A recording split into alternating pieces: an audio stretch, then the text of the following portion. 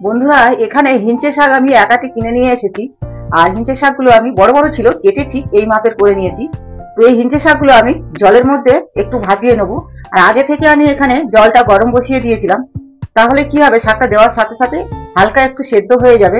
তাহলে এই হিঞ্চে শাকের বড়াটা করলে খেতে কিন্তু খুব ভালো লাগবে।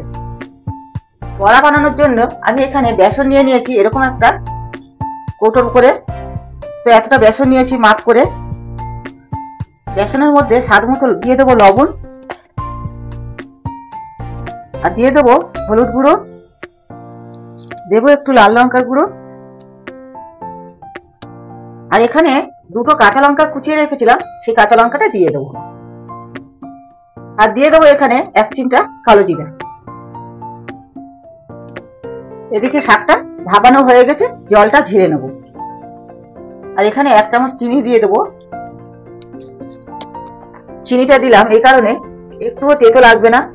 হিঞ্চে শাক যদি এইভাবে একটুখানি ভাপিয়ে নিয়ে তারপরে যদি বড়া বানান, তাহলে কিন্তু তেতো একটুও লাগবে না। সামান্য একটু চিনি দিয়ে দেবেন।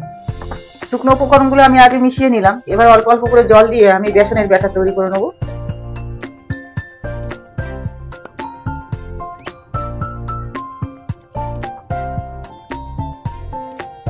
বেসনটা ফেটে নেওয়ার পরে আমি এখানে 2 চামচ চালের গুঁড়ো দিয়ে দেবো, যাতে বড়াটা মুচমুচে হয়। দিয়ে আরো ভালো করে এভাবে ফেটে নেব। এখানে আরো একটু জল লাগবে, আরো একটু জল দিয়ে দেবো।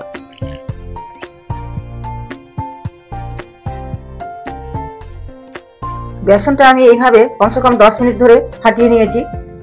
এবার আমি এটাকে রেখে এদিকে চলে যাব গ্যাসের দিকে। গ্যাসের উপরে এদিকে একটা প্যান বসিয়ে দিয়েছি, এর মধ্যে দিয়ে দেবো সর্ষে তেল। আর এই বড়াটা কিন্তু সর্ষে তেলেই খেতে বেশি ভালো লাগে। আর এদিকে শাকটাকে আমি সেদ্ধ বলতে কি আমি হালকা ভাপিয়ে নিয়েছি আর জলটা ঝরিয়ে নিয়েছি। এবার এটাকে আমি এইভাবে এক একটা করে একসাথে 3টে 4টে শাক আমি গুছিয়ে নেবো।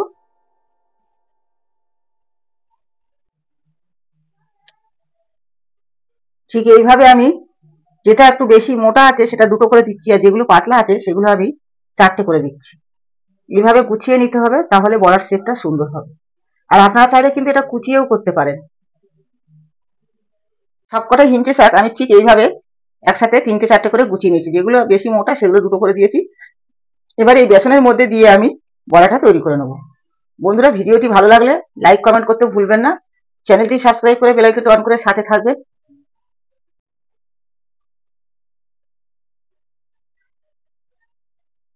এইভাবে বেসনের সাথে লাগিয়ে নিতে হবে।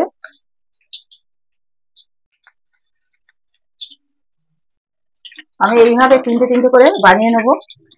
একসাথে বেশি দিলে আবার জড়িয়ে যাবে। আর উপর থেকে একটু এরকম তেল দিয়ে দেবেন, তাহলে উপরটাও কিছুটা হয়ে যাবে।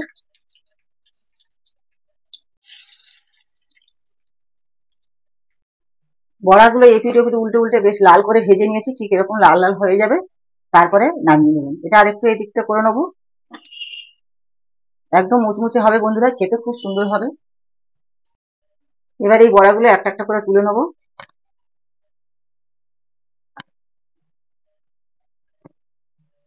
বাকি বড়াগুলো ঠিক একইভাবে আমি ভেজে নেবো।